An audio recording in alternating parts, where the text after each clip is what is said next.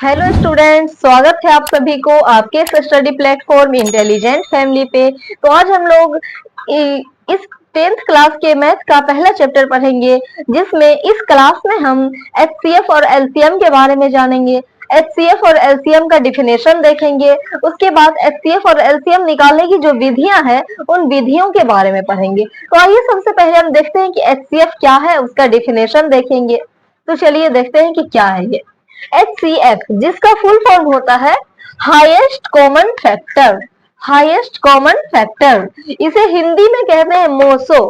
हिंदी में अगर इसका फुल फॉर्म देखा जाए तो हिंदी में हम कहते हैं मोसो, यानी महत्तम समापवर्तक। और इधर आता है मेरा LCM। LCM को हम अगर इसका फुल फॉर्म देखें तो होता है least common multiple. Least LCM यानी लीस्ट कॉमन मल्टीपल। इसको हिंदी में LCM को हिंदी में हम कहते हैं लोसो, और इसका फुल फॉर्म होता है लघुत्तम समापवर्त। लघुत्तम समापवर्त। तो आइए हम HCF का डिफिनेशन याद करने की कोशिश करते हैं। तो HCF का डिफिनेशन जो है हम एक एग्जाम्पल के जरिए याद करने की कोशिश करेंगे। तो आइए मान लीजिए कि हमें HCF निकालना है। HCF निकालना है 12 और 8 का।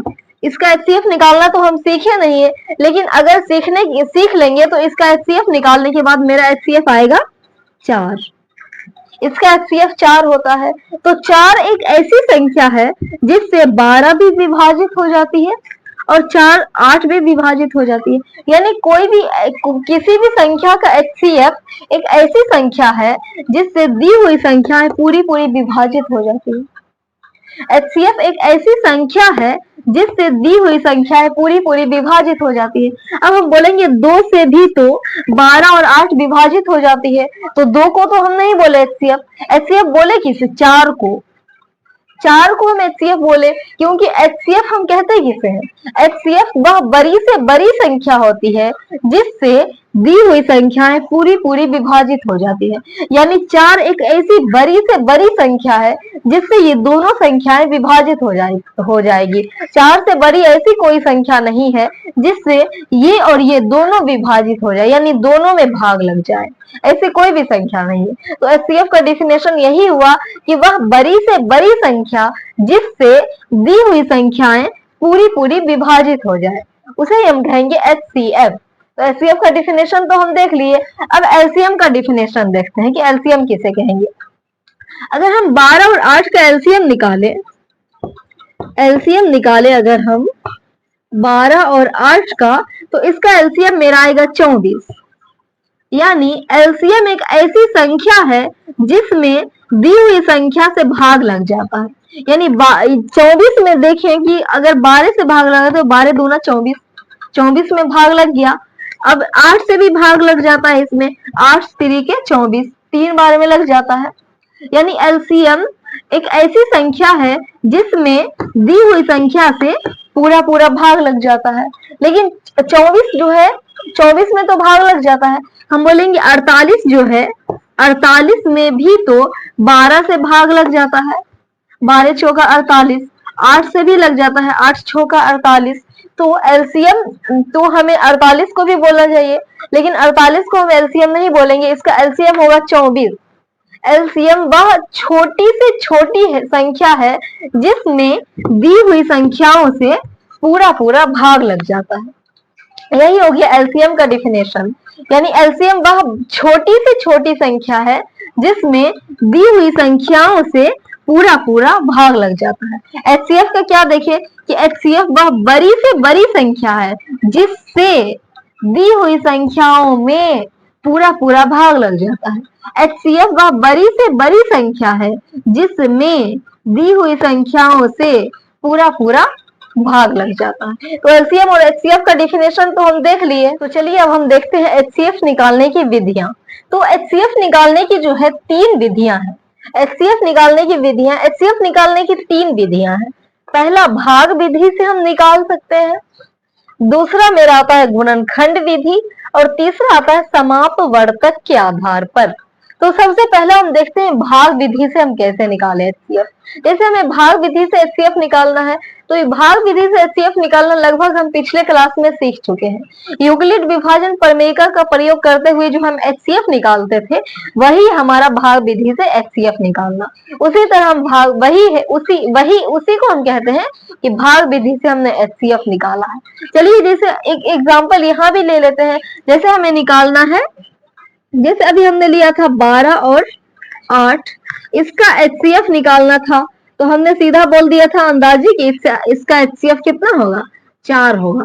अब इसको निकाल के देखते हैं। जैसे हमें 12 और 8 का एचसीएफ निकालना होगा तो क्या करेंगे, 12 जो बड़ा है उसको बीच में रखेंगे, यानी जिस तरह से हम भाग बनाते हैं उसी तरह से बनाएंगे। 12 में हम 8 से भाग देंगे तो हम भाग देते हैं, एक बार में लगेगा 8 एकम 8, शेष मेरा बचा 4। तो शेष मेरा जब तक 0 नहीं बचेगा तब तक हम भाग देते रहेंगे। अब शेष तो 4 बचा, अब किस में भाग देंगे, कैसे भाग देंगे, तो देखिए यहाँ 4 जो शेष है, शेष से इसके ऊपर वाले भाजक में हम भाग देते हैं। तो 4 दूना 8, अब मेरा शेष बचा 0। अब शेष 0 बचा तो भाग देने की प्रक्रिया यहीं समाप्त होगी और ये जो लास्ट का भाजक है मेरा यानी 4, यही हो जाता है 12 और 8 का एचसीएफ, यानी इसका एचसीएफ हो गया 4। तो भाग विधि से यही हो गया मेरा एचसीएफ। इसी तरह निकालते हैं तो हम यहाँ पर लिख देंगे अतः एचसीएफ कितना, 12 8, एचसीएफ 12 8 बराबर 4 निकल गया इसका एचसीएफ। यही है भाग विधि से। अब हमने 2 संख्या लेकर एचसीएफ निकाला, अब हम 3 संख्याओं का एचसीएफ निकालते हैं। 3 संख्या रहेगी तो उसका एचसीएफ हम कैसे निकालेंगे, भाग विधि से। मान लीजिए मेरे पास संख्या है, एक है 25, दूसरा लेते हैं हम 30, तीसरा ले लेते हैं 55। इन तीनों संख्याओं का हमें निकालना है एचसीएफ। तो 2 संख्या था तो हम आसानी से निकाल लिए। अब 3 संख्या है तो इसका एचसीएफ कैसे निकालेंगे, इसका एचसीएफ सेम इसी तरह निकालेंगे। पहले हम 2 संख्याओं का तो एचसीएफ निकाल लें, उसके बाद तीसरी संख्या का निकाल लेंगे। अब मान लीजिए हमको पहले हम 25 और 30 का एचसीएफ निकाल लेते हैं। तो 25 और 30 का एचसीएफ कैसे निकालेंगे, जो छोटा है उससे बड़ा वाला में भाग देंगे, 25 से कम 25, 5 बचा शेष 0 नहीं बचा तो क्या करेंगे कि हम शेष से इसके ऊपर वाले भाजक में भाग लगाएंगे, 5 25। अब मेरा शेष बच गया 0। तो यानी 25 और 30 का मेरा एचसीएफ आ गया 5, लेकिन एक संख्या तो बची हुई है एचसीएफ निकालने के लिए। अब क्या करें, तो अब करना क्या है कि ये जो एचसीएफ आया 5 और ये जो संख्या बची हुई है एचसीएफ निकालने के लिए, इन दोनों का एचसीएफ निकाल देंगे। यानी इसका और इसका एचसीएफ और जो बची हुई संख्या है उसका, यानी 5 और 55, 5 और 55 इन दोनों संख्याओं का अब हम एचसीएफ निकाल देते हैं। तो क्या करेंगे कि 5 से 55 में हम भाग लगाएंगे, 5 एकम 5, 11 25 55। अब मेरा शेष बच गया 0, 5 आया, यानी 5 लास्ट में आया मेरा एचसीएफ। तो ये जो 5 है इसका, इसका और इसका, तीनों का एचसीएफ मेरा 5 ही होगा। तो हम 3 संख्याओं का भी एचसीएफ निकालना सीख गए भाग विधि से। अब हम भाग विधि से एचसीएफ निकालना तो सीख गए, अब हम सीखते हैं गुणनखंड विधि से एचसीएफ कैसे निकालें। गुणनखंड विधि, मान लीजिए कि हमको निकालना है 25 और 30 का एचसीएफ और वो भी गुणनखंड विधि से। तो क्या करेंगे कि 25 का हम गुणनखंड करेंगे, 25 का गुणनखंड, तो 25 ऐसे लिख देंगे हम, 25 बराबर इसका गुणनखंड क्या आ जाएगा। अगर किसी को नहीं होगा गुणनखंड करने में तो क्या करेगा, वो कहीं मतलब रफ पन्ना में, रफ पेज में गुणनखंड कर सकता है कि 25 है, 25 को हम पहले 5 से भाग लगाएंगे, 5 25, यानी 5 और 5 आया इसका गुणनखंड। तो 25 को हम गुणनखंड किए तो कितना आया, 5 गुना 5, 25 का गुणनखंड हो गया। अब इसी तरह हम 30 का गुणनखंड करते हैं। गुणनखंड विधि से बोले एचसीएफ निकाले तो पहले जो जो संख्याओं का एचसीएफ निकालना है उसका गुणनखंड कर लेंगे। तो 25 का तो कर लिया, अब 30 का गुणनखंड करना है, तो 30 का गुणनखंड हम यहाँ कर देते हैं। 30 का करेंगे, ये रफ पेज में करना है, यहाँ नहीं करना है। 30 का गुणनखंड करेंगे तो सबसे पहले 2 से भाग लगाएंगे, 15, फिर हम 3 से भाग लगाएंगे, 3 पचे 15, अब नहीं लगेगा, यानी 30 का गुणनखंड मेरा हो गया 2 गुना 3 गुना 5। गुणनखंड कर लिए दोनों का, जिसका एचसीएफ बोले उसका पहले गुणनखंड करना है। अब क्या करना है कि देखेंगे कि कौन ऐसा गुणनखंड है जो दोनों में मिल रहा हो। हम देख रहे हैं कि यहाँ जो 5 है, ये 5 इसमें भी है और इसमें भी है, दोनों में ये 5 है, तो क्या करेंगे, इस 5 को हम ऐसे करके घेर देंगे। अब एक ही 5 मिला और कोई ऐसी संख्या नहीं है जो दोनों में है। यहाँ एक 5 और बचा है, तो इस 5 को, यानी इस 5 का जोड़ा इसमें नहीं मिल रहा है, इसमें 2 है तो इसमें इसका जोड़ा नहीं मिल रहा है, 3 है तो इसमें नहीं मिल रहा है, यानी एक ही 5 है जो दोनों में है। तो इसका 25 और 30 का जो एचसीएफ होगा, 25 और 30 का जो एचसीएफ होगा वो कितना हो जाएगा, 5 हो जाएगा इसका एचसीएफ। तो जो मतलब जो दोनों में कॉमन हो गुणनखंड करने के बाद, वही हमारा हो जाता है एचसीएफ। चलिए हम 3 संख्याओं का एचसीएफ निकालते हैं गुणनखंड विधि से। मान लीजिए मेरे पास 3 संख्या 30 ले लेते हैं, 55 ले लेते हैं और हम ले लेते हैं 100। इन तीनों संख्याओं का हमें निकालना है एचसीएफ। तो हम कैसे निकालेंगे, 30 लिख लेंगे, इसका गुणनखंड करेंगे, फिर 55 लिख के इसका गुणनखंड निकालेंगे, 100 का गुणनखंड निकालेंगे। तो 30 का गुणनखंड हम इस तरह निकाल सकते हैं, 30 यहाँ लेते हैं, 2 से लगाए 15, 3 से लगाए 5, यानी 2 गुना 3 गुना 5, 2 गुना 3 गुना 5। इसका एचसीएफ यानी इसका गुणनखंड हो गया 30 का। 55 का गुणनखंड हम इसी तरह करेंगे तो मेरा आएगा 5 गुना 11। हम इस तरह करके निकाल सकते हैं। अब 100 का गुणनखंड हम कैसे करेंगे, सबसे पहले हम 2 से भाग लगाए तो मेरा बचेगा 50, उस पर हम निकालेंगे, 2 से भाग लगाए तो 50 बचा, फिर 50 में हम 2 से भाग लगाए तो मेरा 25 बचा, 25 में हम 5 से भाग लगाए तो 5 बचा, फिर 5 मेरा इसी तरह उतर जाएगा। अगर किसी को इस तरह समझ में नहीं आ रहा है तो वो गुणनखंड करके देख सकता है, इसी तरह होगा। तो इसका मतलब गुणनखंड तो निकाल लिए, अब देखेंगे कि कौन कौन सी संख्या है जो दोनों में कॉमन है। तो सबसे पहले हम देखते हैं कि 5 जो है इसमें भी है, इसमें भी है और इसमें भी है, यानी एक 5 तीनों में मिल रहा है, तो 5 को हम लिख लेंगे। और कोई ऐसी संख्या है जो तीनों में है, कोई भी ऐसी संख्या नहीं है जो तीनों में है, एक ही संख्या थी 5 जो तीनों में थी, तो यानी 30, 55 और 100 के गुणनखंड में एक ही संख्या कॉमन है, तो जो संख्या कॉमन है वही हो जाएगा इसका एचसीएफ, यानी 30, 55 और 100 का एचसीएफ मेरा आया 5। तो हम गुणनखंड विधि से भी एचसीएफ निकालना सीख चुके हैं कि पहले सबसे पहले क्या करेंगे, गुणनखंड विधि में जो संख्याओं का एचसीएफ निकालना होगा उसका गुणनखंड कर देंगे, फिर देखेंगे कौन कौन सी संख्याएं हैं उसके गुणनखंड में जो कॉमन है, उन सभी संख्याओं को लिख लेंगे और वही होगा उसका एचसीएफ। अब हम समापवर्तक के आधार पर एचसीएफ निकालना सीखते हैं। हालांकि ये दोनों पूछता है, यानी 10th के एग्जाम में, मैट्रिक में पूछता है, ये नहीं पूछता है ज्यादातर, लेकिन यहाँ हम इसको भी सीख लेते हैं कि समापवर्तक के आधार पर एचसीएफ हम कैसे निकालेंगे। समापवर्तक के आधार पर एचसीएफ निकालना सीखे इससे पहले हम देखते हैं कि अपवर्तक किसे कहते हैं। अपवर्तक,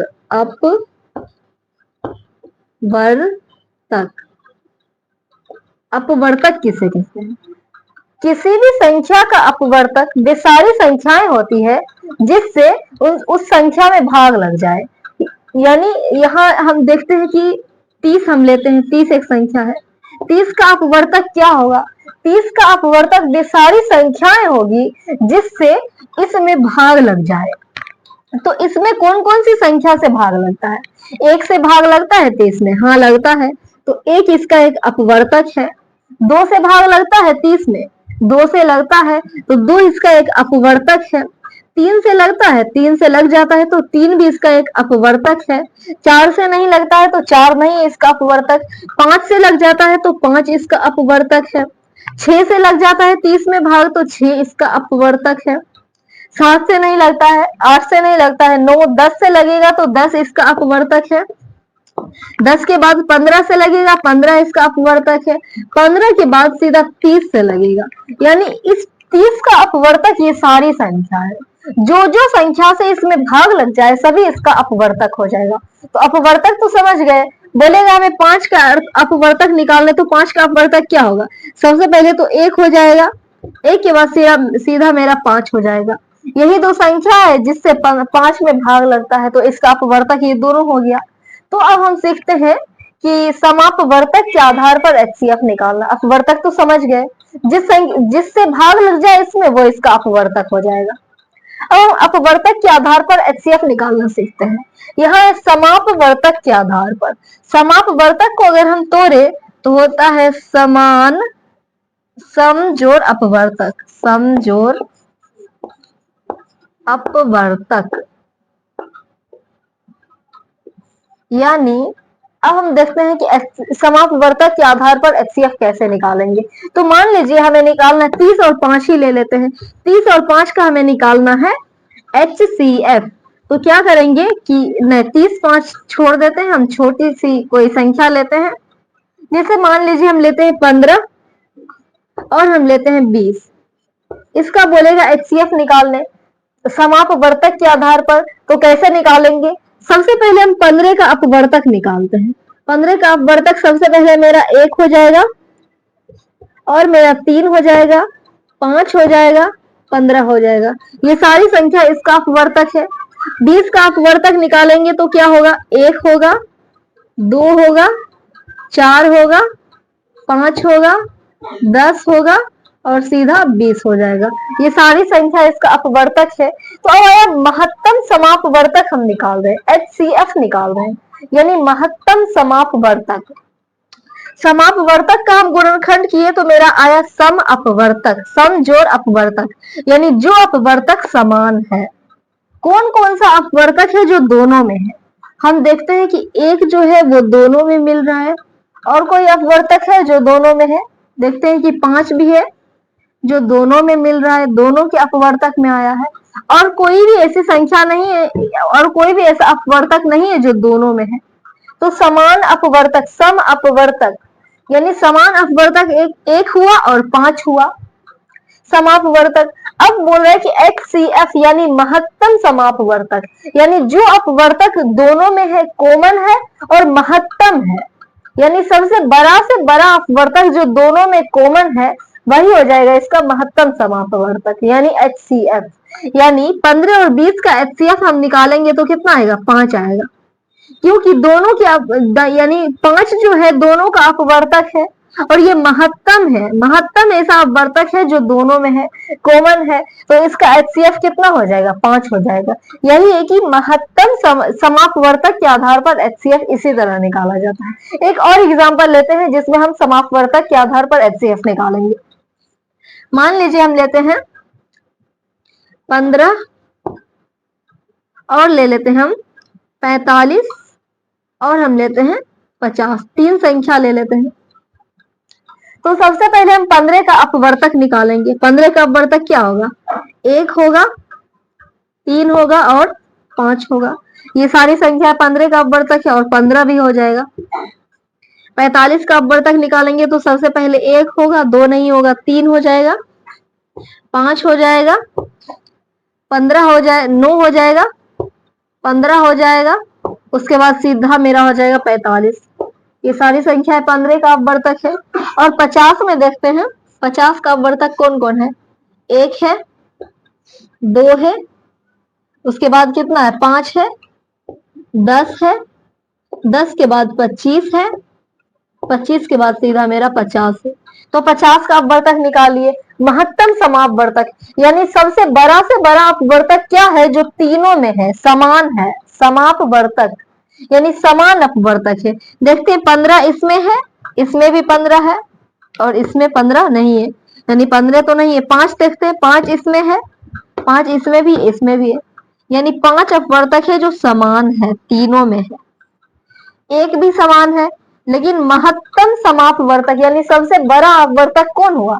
5 हुआ जो तीनों में है, कॉमन है। तो 15, 45 और 50 का एचसीएफ मेरा कितना हो जाएगा? 5 हो जाएगा। बड़ा से बड़ा अपवर्तक जो समान होगा वही हमारा हो जाएगा एचसीएफ। तो तीनों विधियों से हम एचसीएफ निकालना सीख चुके हैं।